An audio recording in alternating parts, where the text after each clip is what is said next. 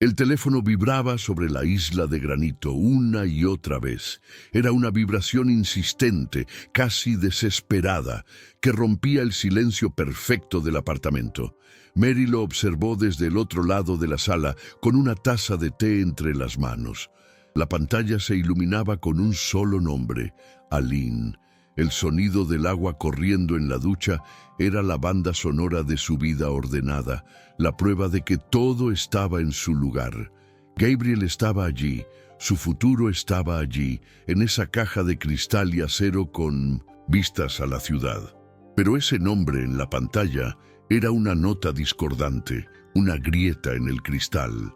No era la primera vez que sentía esa punzada de inquietud, esa sombra fugaz que no podía nombrar. A veces aparecía en la forma de una risa de Gabriel que no entendía, o una historia de su pasado contada con demasiados vacíos. Pero ella, la arquitecta, la que creía en los cimientos sólidos y los planos bien definidos, siempre encontraba una manera de rellenar esos huecos con confianza. Su relación era un edificio que habían diseñado juntos, y ella se negaba a creer que pudiera tener fallas estructurales. Su vida era un cuadro de éxito y armonía. A sus 32 años, Mary había logrado todo lo que se había propuesto. Tenía un trabajo que amaba, un círculo de amigos que parecían sacados de una revista y un prometido, Gabriel, que era el pilar de su mundo. Su apartamento, de un minimalismo cálido y estudiado, era el reflejo de sus almas. Organizado, elegante, sin nada fuera de lugar. Cada objeto tenía una historia, cada rincón una promesa. En la pared del pasillo colgaban fotos de sus viajes: Roma, Tokio, Buenos Aires. En todas sonreían con la certeza de quienes tienen el futuro comprado. El amor que sentía por él era metódico, profundo. Lo amaba como amaba su profesión, con dedicación, con atención al detalle, con la creencia de que las cosas bien hechas duran para siempre.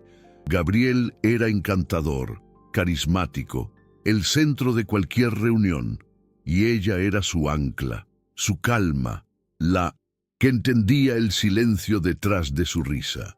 Formaban una pareja perfecta, de esas que los demás admiran, un poco por envidia, un poco por inspiración. Una de las tradiciones más sagradas de su círculo era el viaje de chicos de Gabriel.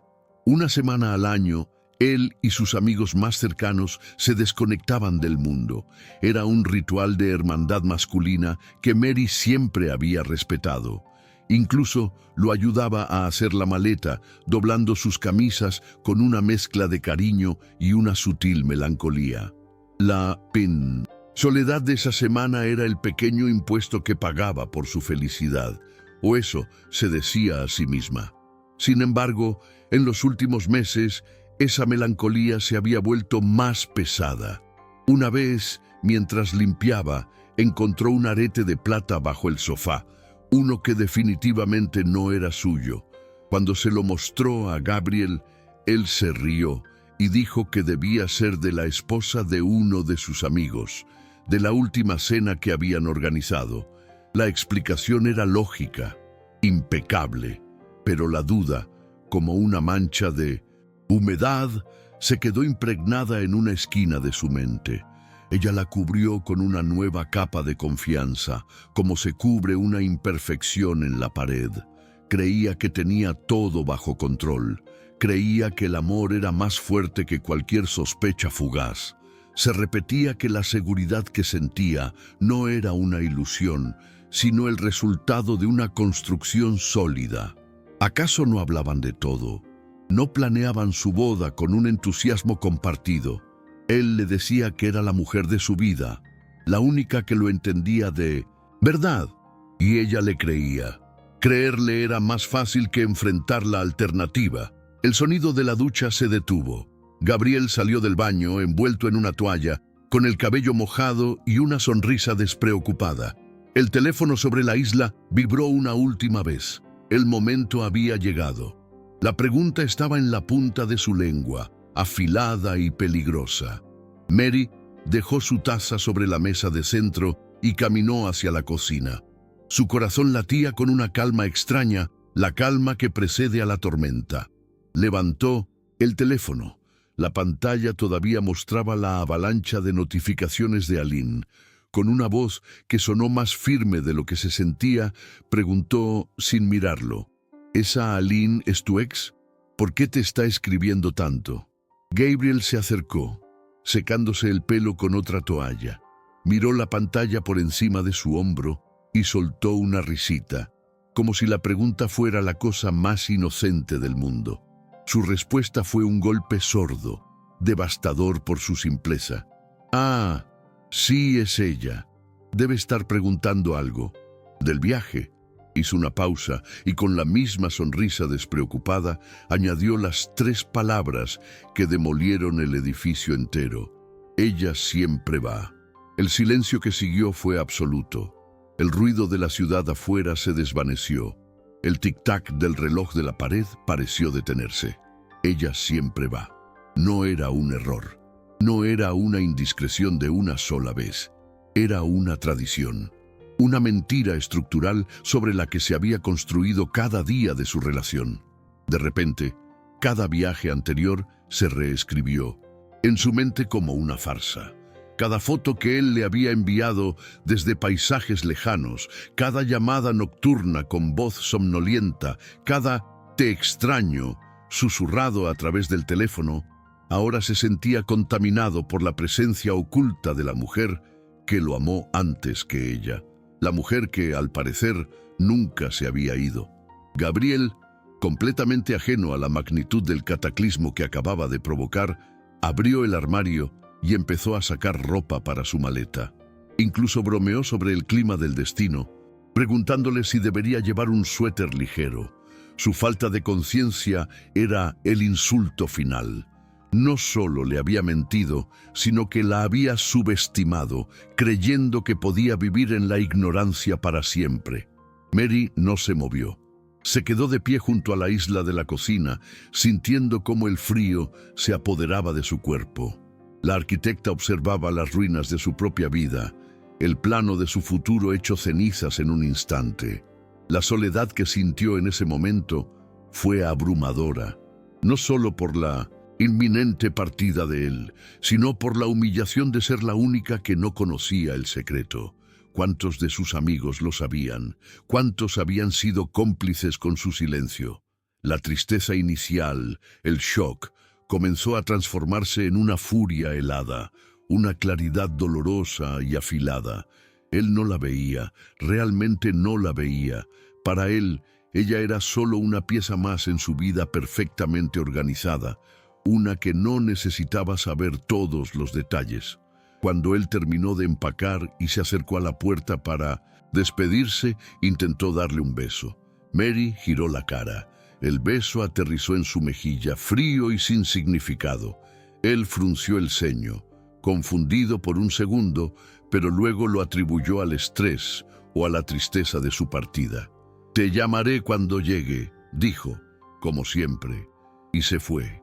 La puerta se cerró con un clic suave, pero para Mary sonó como el derrumbe final. El edificio había colapsado, y ella estaba atrapada bajo los escombros. El clic de la puerta fue un sonido seco, definitivo, un punto a final. Mary se quedó inmóvil en medio de la sala, escuchando el eco de ese sonido en el silencio aplastante. El apartamento, su santuario de orden y belleza, de repente se sentía como una tumba de cristal. Las luces de la ciudad parpadeaban afuera, indiferentes, como miles de ojos que la observaban en su humillación. Apoyó las manos en la isla de granito, sintiendo el frío de la piedra subir por sus brazos, anclándola a una realidad que se deshacía bajo sus pies. No gritó, no lloró. La reacción fue más profunda, más visceral. Un temblor comenzó en sus manos y se extendió por todo su cuerpo, no de miedo, sino de una furia helada que nunca antes había conocido. Cada objeto a su alrededor parecía una burla. Las fotos en la pared, con sus sonrisas congeladas, eran monumentos a una mentira. El sofá donde se acurrucaban a ver películas, la mesa donde planeaban su boda, todo estaba manchado, contaminado por una verdad que la dejaba a ella, la arquitecta de su propia vida, como la única habitante de un edificio condenado. La tristeza era una ola, pero debajo de ella, algo más caliente y afilado comenzaba a arder: la humillación. La idea de que todos lo sabían: los amigos de Gabriel, sus esposas, quizás hasta su propia familia. Cuántas sonrisas amables escondían lástima. Cuántas veces se habían compadecido de la pobre Mary, la tonta que no sabía que compartía a su prometido con un fantasma del pasado en cada uno de sus viajes de chicos. La idea la asfixiaba. Se negó a ser esa mujer. Se negó a pasar la próxima semana llorando en el sofá, esperando una llamada hipócrita desde un paraíso lejano. No le daría esa satisfacción. Una determinación feroz, nacida del dolor más profundo, se apoderó de ella. Caminó con pasos firmes hacia el pasillo y descolgó la foto más grande, una imagen de ellos dos en Roma, sonriendo frente al Coliseo. La miró por un segundo, a esa mujer feliz e ignorante de la foto, y sintió una punzada de pena por ella. Pero esa mujer ya no existía. Dejó el cuadro en el suelo, boca abajo. No lo rompió, simplemente lo anuló. Con un propósito claro, tomó su teléfono. Sus dedos ya no temblaban. Marcó un número de memoria, el único que podía entenderla sin juzgar. Su mejor amigo, John, su ancla de cordura. La voz de John, cálida y preocupada, sonó al segundo tono. «Mary, ¿estás bien? Suenas rara». Mary respiró hondo, reuniendo todo el aire que le quedaba en los pulmones. Su voz salió firme, cortante, sin una pizca de autocompasión. «Él se fue a su viaje», dijo, y cada palabra era una astilla de hielo. «Yo me voy al mío». Hubo un silencio al otro lado de la línea, un silencio de comprensión. John no hizo preguntas estúpidas, no le pidió que se calmara, simplemente esperó. «¿A dónde vamos?», preguntó él, usando el plural que ella necesitaba oír. Mary cerró los ojos y una palabra apareció en su mente. Un sueño que había guardado en un cajón, esperando el momento perfecto que nunca llegaba con Gabriel. España. Con el teléfono pegado a la oreja, caminó hacia su laptop. El sonido de sus dedos sobre el teclado fue rápido, decidido. Abrió el sitio de una aerolínea. Buscó un vuelo que saliera esa misma noche. Madrid, Barcelona, no importaba. Solo necesitaba irse. Encontró 2 asientos en un vuelo a Sevilla que despegaba en 5 horas. «Compra los boletos», le dijo a John, su voz ahora llena de una urgencia eléctrica. «Te envío la confirmación. Nos vemos en el aeropuerto en 3 horas». Colgó antes de que él pudiera responder. No necesitaba su confirmación. Sabía que estaría allí. Luego fue a su armario. Abrió las puertas y miró la fila de ropa ordenada y predecible.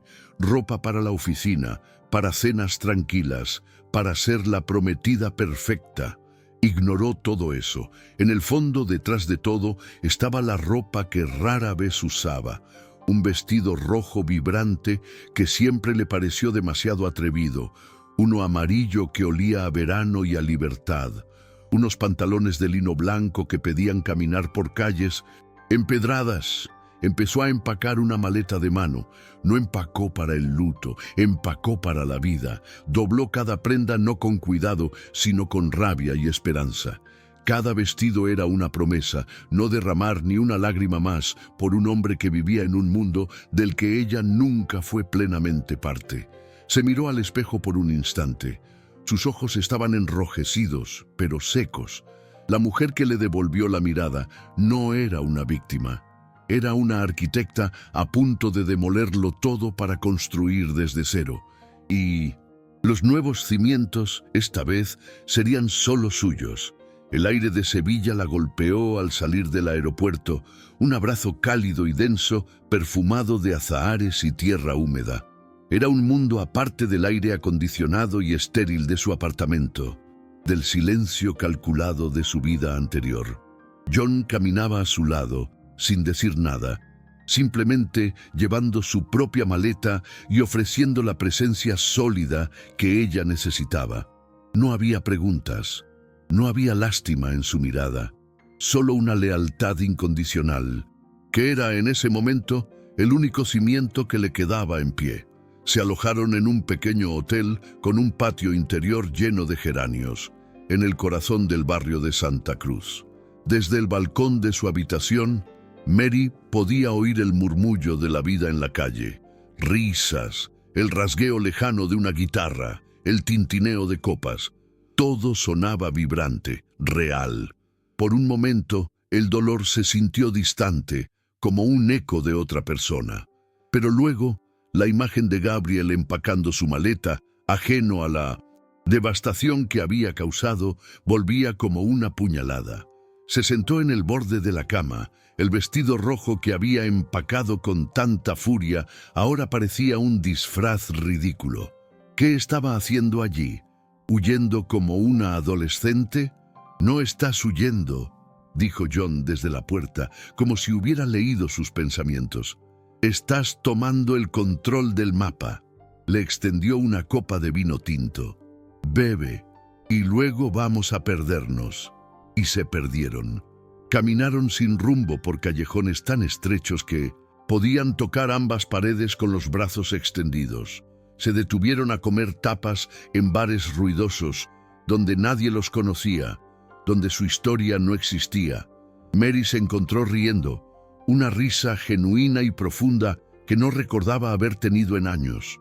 Hablaba con John de todo y de nada, de sueños olvidados de la universidad, de libros que quería leer, de la absurda ironía de ser una arquitecta cuya propia casa se había derrumbado. Por primera vez en mucho tiempo, no estaba editando sus palabras para encajar en la imagen de la prometida perfecta. Estaba siendo simplemente Mary. La noche siguiente, John la llevó a un tablao flamenco en Triana. El lugar era pequeño, íntimo, casi sofocante. Se sentaron tan cerca del escenario que podían ver las gotas de sudor en la frente del guitarrista. Y entonces salió ella, la bailaora. No era joven ni convencionalmente bella. Tenía arrugas alrededor de los ojos y una expresión de fiereza que era a la vez desafiante y profundamente triste.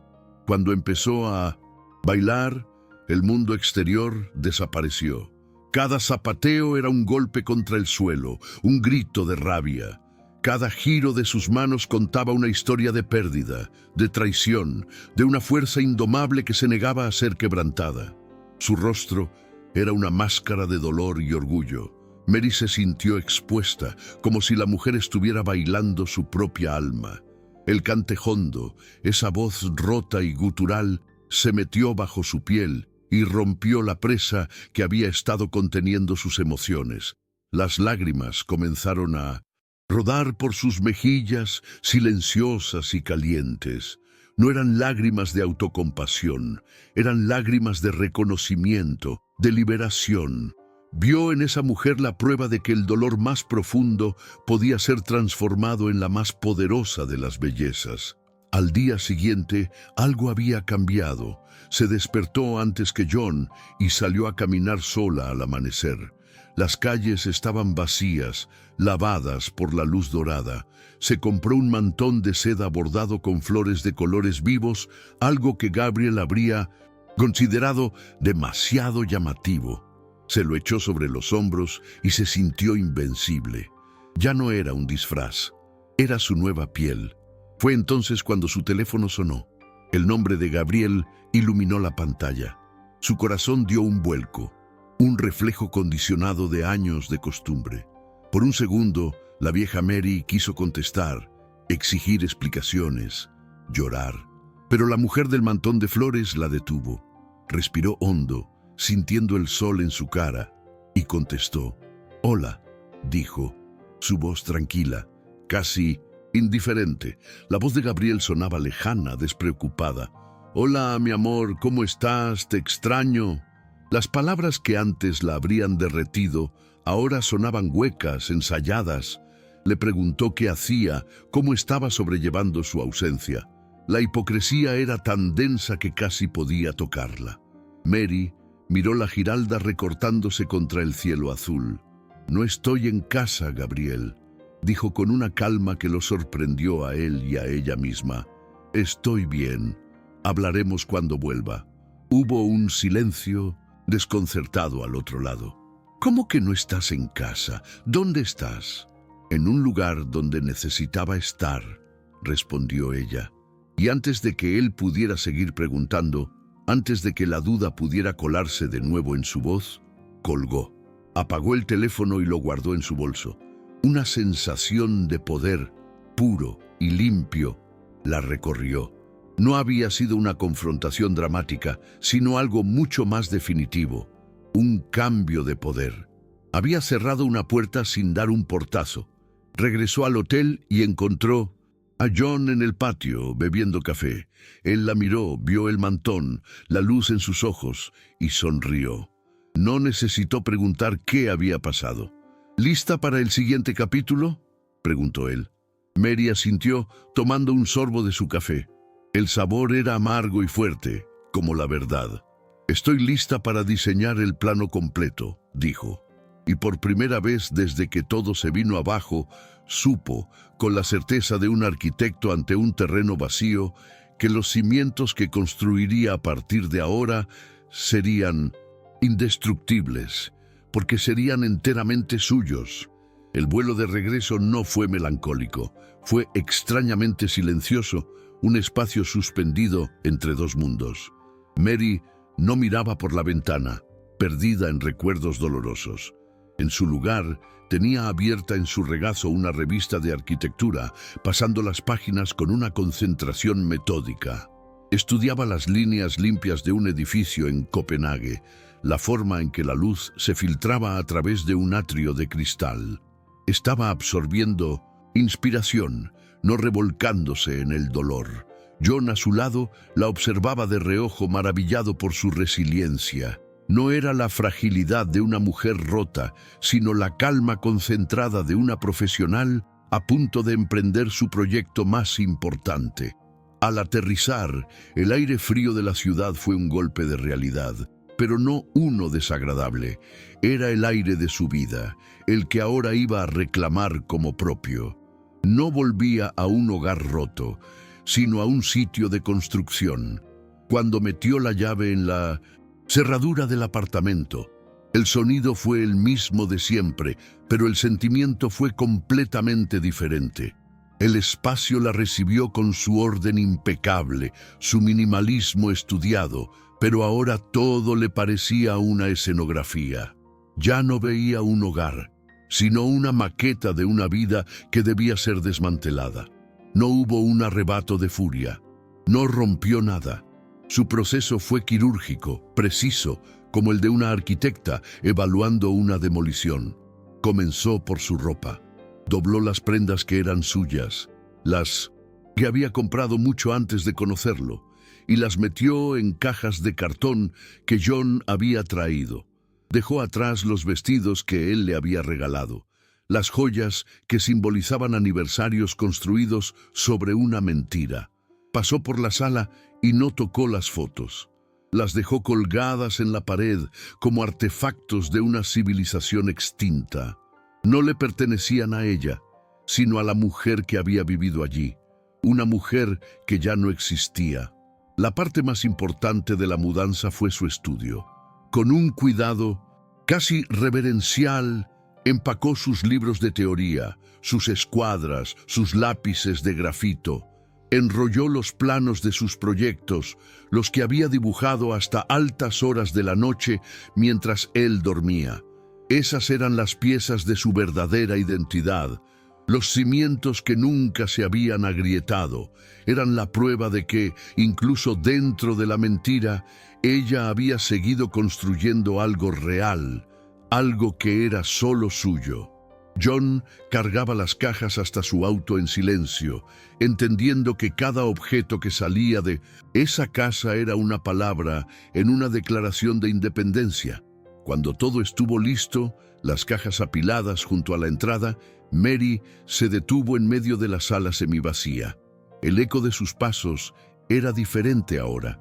Caminó hacia la cocina, hacia la isla de granito, fría e impasible, donde la verdad se había revelado. Por un momento se quedó mirando la superficie pulida, el epicentro de su terremoto personal.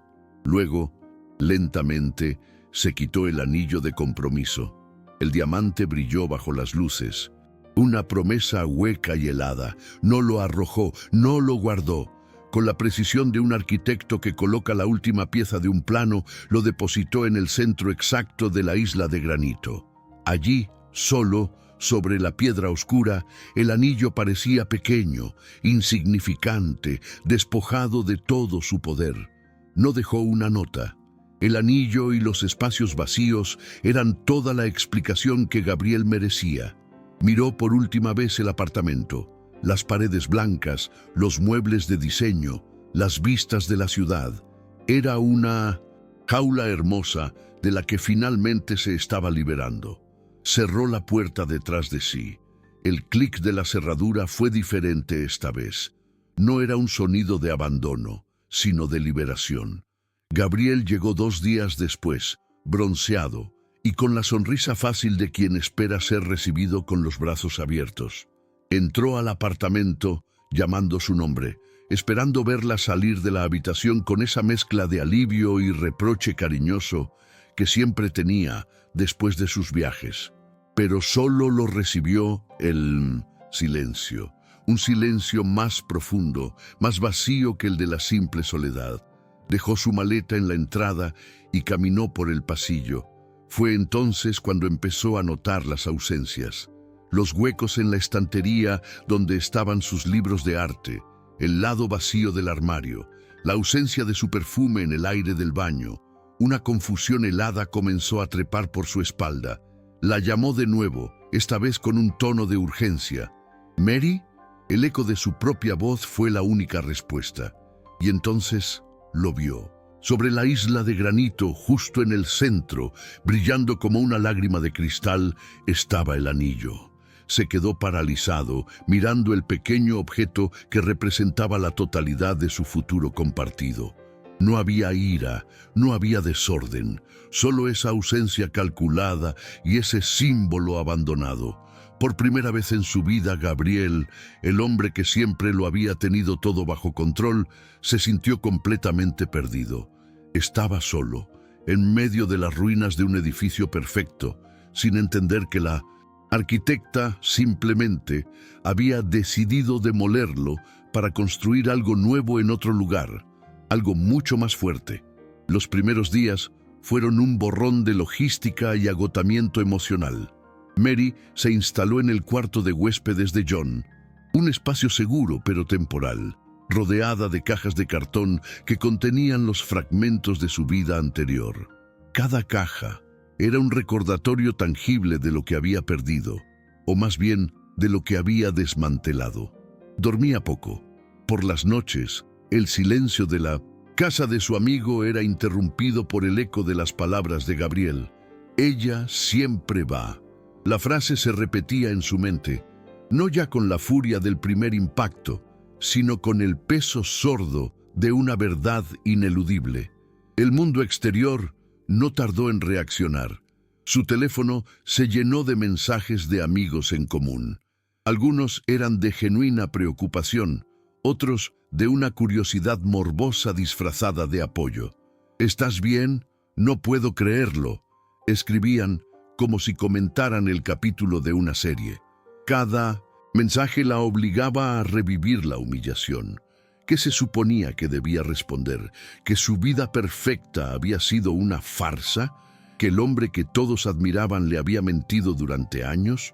Optó por respuestas cortas, evasivas.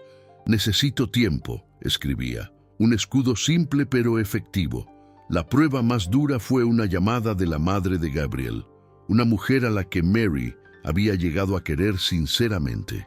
Su voz, llena de una confusión dolida, fue como sal en la herida. Mary, querida, Gabriel me contó, dice que no entiende, que volviste de un viaje y simplemente te fuiste. ¿Qué pasó? Mary sintió un nudo en la garganta.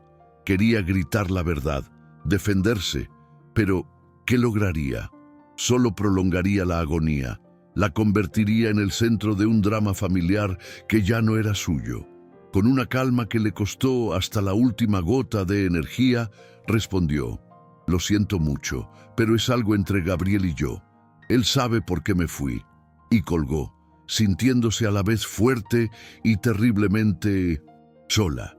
El aislamiento se convirtió en su refugio y su prisión. John era su ancla, siempre presente con una taza de té o una película tonta para distraerla. Pero incluso él no podía llenar el vacío que dejaba una rutina destrozada. Extrañaba las cosas más simples, el peso de Gabriel durmiendo a su lado, la forma en que preparaban el café por la mañana, la comodidad de una vida compartida. El dolor no era solo por la traición, sino por la pérdida de un futuro que había diseñado con tanto cuidado. A veces, en la quietud de la noche, se preguntaba si había reaccionado de forma exagerada. ¿Podría haberlo perdonado? ¿Podrían haberlo arreglado? La duda era un veneno lento que amenazaba con erosionar la determinación que había encontrado en España. Una tarde, mientras navegaba sin rumbo por las redes sociales, vio una foto. Era de uno de los amigos de Gabriel, publicada desde el famoso viaje de chicos. En la imagen, un grupo de personas sonreía en la cubierta de un barco, y allí estaban. Gabriel, con el brazo casualmente apoyado en el hombro de una mujer de cabello rubio y sonrisa radiante. Aline. No se estaban besando, no se estaban abrazando de forma inapropiada. Simplemente estaban allí, juntos, cómodos, parte del mismo paisaje, parte de la misma historia, y en esa normalidad residía la traición más profunda. No era un desliz, era su vida, una vida paralela de la que ella nunca formó parte. La imagen fue un golpe de claridad. No había nada que perdonar, porque no había sido un error, había sido una elección que él había hecho año tras año. Cerró la laptop. La duda se evaporó, reemplazada por una certeza fría y sólida. Había hecho lo correcto. Esa certeza fue el catalizador. Al día siguiente, en lugar de quedarse en casa, fue a su oficina. El entorno familiar de planos, maquetas y el olor a papel y café la reconfortó. Se sumergió en el trabajo, diseñando espacios para las vidas de otras personas, encontrando un extraño consuelo en resolver problemas que no eran los suyos. Pero algo había cambiado. Ya no sentía la misma pasión por los proyectos corporativos, por los apartamentos de lujo que antes la entusiasmaban. Parecían tan impersonales, tan vacíos como el que acababa de abandonar. Una noche, trabajando hasta tarde, abrió un cajón olvidado de su escritorio. Dentro, debajo de viejos contratos, encontró una carpeta polvorienta. La abrió. Eran sus bocetos de la universidad, los de su proyecto final. Un diseño para un centro comunitario en un barrio de bajos recursos. Un edificio sostenible, lleno de luz natural, con un jardín en la azotea y espacios flexibles para talleres de arte, clases de apoyo y una biblioteca. Un lugar para construir comunidad, no solo paredes. Lo había abandonado porque, en su momento, Gabriel y sus mentores le habían dicho que no era comercial, que no la llevaría a ninguna parte. «Tienes que apuntar más alto, Mary», le había dicho él. Mirando esos dibujos, sintió una oleada de algo que creía perdido. La emoción. Recordó a la joven idealista que los había dibujado, la que creía que la arquitectura podía cambiar vidas. ¿Dónde se había ido esa mujer? Se había perdido en el camino, tratando de construir una vida perfecta que encajara en los planos de otra persona. Fue como si una luz se encendiera en una habitación oscura. Sabía lo que tenía que hacer. Dejó de buscar apartamentos caros que imitaran su vida anterior. En su lugar, encontró un pequeño estudio en un barrio bohemio, en un edificio antiguo con suelos de madera que crujían y grandes ventanas que daban a un patio lleno de árboles. Era imperfecto, era pequeño, era todo lo que necesitaba. Con la ayuda de John, lo pintó de un blanco cálido y luminoso. No compró muebles de diseño. Llenó el espacio con piezas de segunda mano que restauró ella misma, con plantas que colgaban del techo y con sus libros, que ahora ocupaban la pared principal como un manifiesto. En el centro del estudio, junto a la ventana más grande, colocó una vieja mesa de dibujo que encontró en un mercado de pulgas, y sobre ella extendió los planos de su centro comunitario. El proceso de reconstrucción había comenzado. No era grandioso ni dramático. Eran pequeños actos de afirmación diaria. Era levantarse por la mañana y hacer café para una sola persona, disfrutando del silencio. Era caminar por su nuevo barrio y descubrir una pequeña librería o un café con encanto. Era volver a dibujar, no por obligación, sino por placer, sintiendo el grafito deslizarse sobre el papel. Cada trazo en esos viejos planos era un paso para recuperar su voz. Rediseñó la fachada, añadió un sistema de recolección de agua de lluvia, imaginó a los niños corriendo por los pasillos. El proyecto se convirtió en su obsesión, en su terapia. No sabía si alguna vez lo construiría, pero eso no importaba. El simple acto de crearlo, de verter en él su talento y su esperanza, estaba reconstruyendo algo mucho más importante, a sí misma. Una noche, con una copa de vino en la mano y música suave de fondo, se quedó mirando su estudio. La luz de la calle se filtraba a través de la ventana, iluminando los bocetos esparcidos sobre la mesa. Por primera vez en meses no sintió el peso de la soledad, sino la ligereza de la libertad. Estaba sola, sí, pero no estaba vacía. Estaba rodeada de sus propias ideas, de sus propias decisiones. Estaba en su propio espacio, un espacio que había diseñado desde cero, y se dio cuenta de que, aunque el viejo edificio de su vida se había derrumbado, ahora tenía el terreno más valioso del mundo, un lienzo en blanco, y la arquitecta, por fin, estaba lista para construir. 2 años después, el sol de la tarde se filtraba a través de los andamios, dibujando patrones de luz y sombra sobre el hormigón fresco. Mary, con un casco amarillo ladeado y las botas cubiertas de polvo, revisaba un plano extendido sobre una mesa improvisada.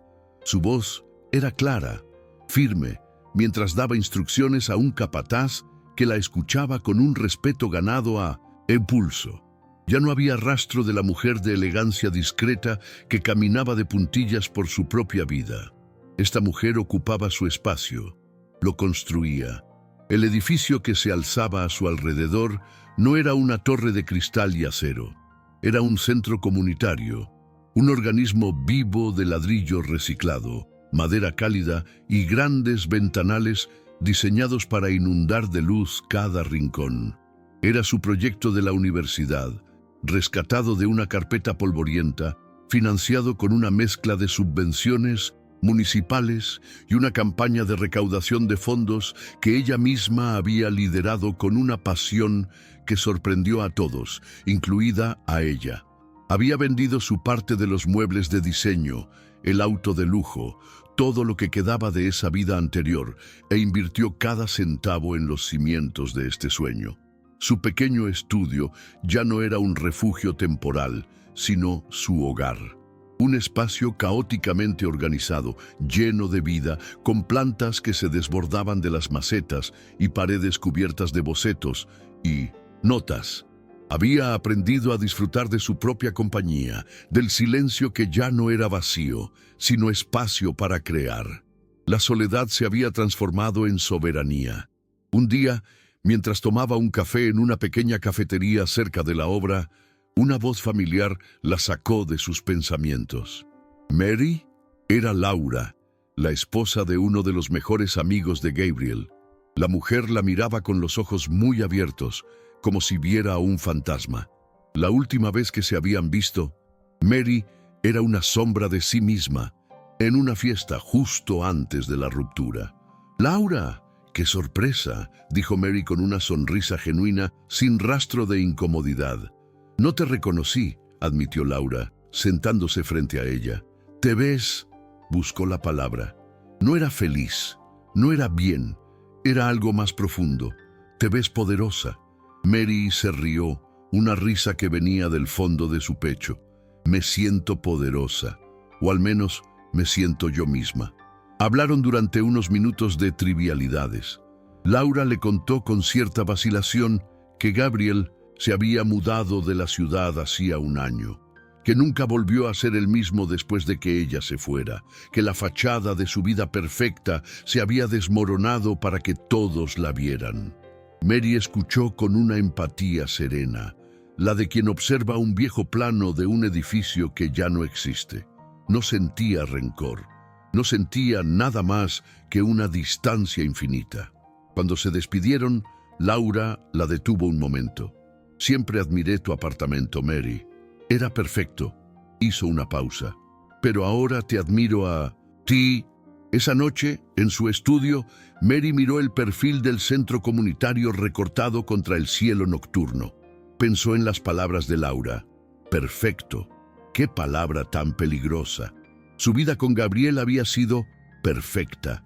Tan perfecta que no había espacio para la verdad, ni para el crecimiento, ni para los errores.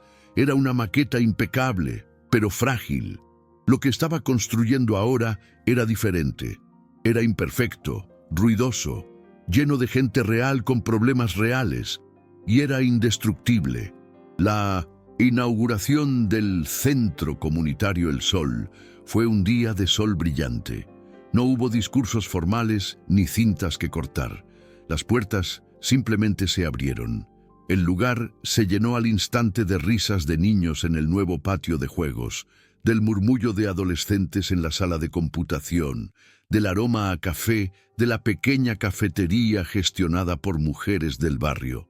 Mary no estaba en un escenario, estaba en la biblioteca, ayudando a una niña a encontrar un libro. Llevaba unos jeans y una simple camiseta blanca. Su cabello estaba recogido en una cola de caballo desordenada. John la encontró allí, observando la escena con una sonrisa tranquila. Le entregó un vaso de limonada. «¿Quién lo diría, dijo él, apoyándose en la estantería, que la demolición de un apartamento de lujo terminaría construyendo todo esto». Mary lo miró, y sus ojos brillaban con una luz que no era de lágrimas, sino de una gratitud inmensa. «El plano estaba equivocado, John, no el edificio. Tuve que empezar de cero, con un terreno limpio». Más tarde, cuando la multitud comenzó a dispersarse, se quedó sola en el jardín de la azotea que ella misma había diseñado. Las luces de la ciudad se extendían a sus pies, pero ya no eran un espectáculo distante visto a través de un cristal. Eran parte de su mundo. Respiró hondo el aire de la noche. Había perdido un prometido, un círculo de amigos, una vida de comodidades. Pero había ganado algo infinitamente más valioso, la arquitectura de su propia alma. A veces, para construir algo que realmente perdure, primero hay que tener el coraje de demoler lo que parece seguro. El dolor de la caída no es el final de la historia, es simplemente la ceremonia de inauguración. Porque los cimientos más fuertes no se asientan sobre la perfección, sino sobre la resiliencia. Y sobre esas ruinas, con paciencia y verdad, se puede construir una vida que ninguna tormenta podrá volver a derribar. Comenta desde qué país estás viendo este video, y si quieres escuchar más historias de coraje y renacimiento, suscríbete al canal.